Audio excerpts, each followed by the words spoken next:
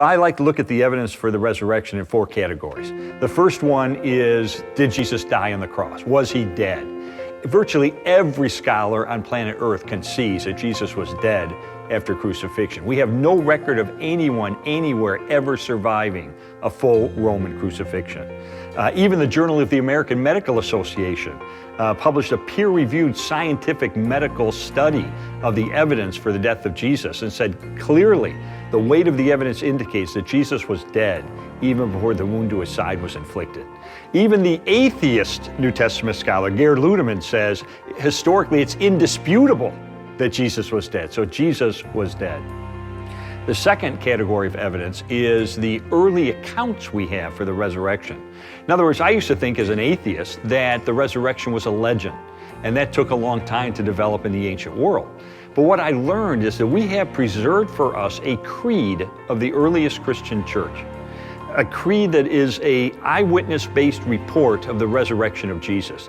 Now, this creed has been dated back by scholars to within months of the death of Jesus. Within months. That is historical gold. So we've got a news flash from ancient history on the resurrection.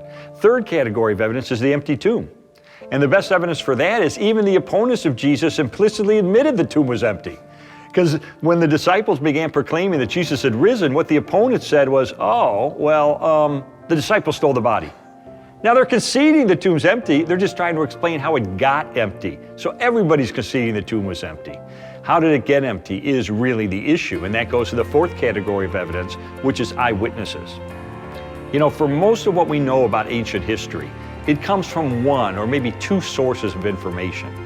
And yet, for the conviction of the disciples that they encountered the resurrected Jesus, we have no fewer than 9 ancient sources, inside and outside the New Testament, confirming and corroborating the conviction of the disciples that they encountered the risen Christ. That is an avalanche of historical data. So you put all that together and you have a really good case for Easter.